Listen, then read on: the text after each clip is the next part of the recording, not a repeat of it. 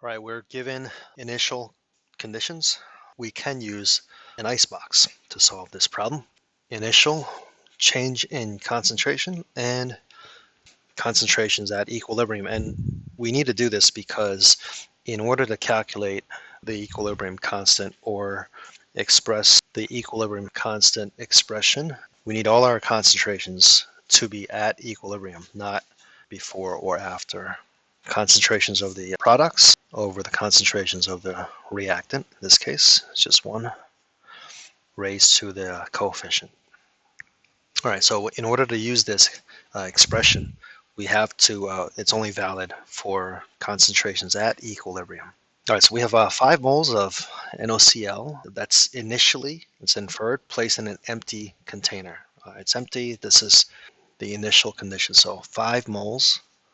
And because it is a 1 liter container, it's also, the concentration is 5 moles per liter, or 5 molar, you could say. There are no products initially because the reaction hasn't started. We're given another value here is that 2 moles of chlorine is at equilibrium, so that's nice. That's chlorine right down here, so plug in that number, 2 moles. And again, this is a 1 liter container of gases, so we can write 2 moles per liter or molar down there.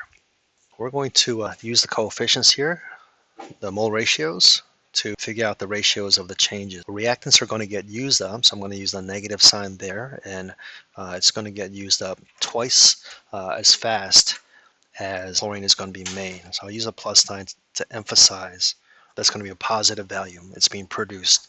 Right over here, it's also being produced, but at 2 times the rate of chlorine and equal rate of 2 to 2, equal rate of the reactant.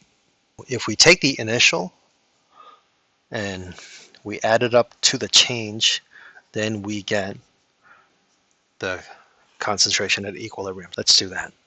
0 plus the change, which is x, is equal to 2. So x is equal to 2. So this must be 4. And then over here, 5 minus 4 is going to be 1.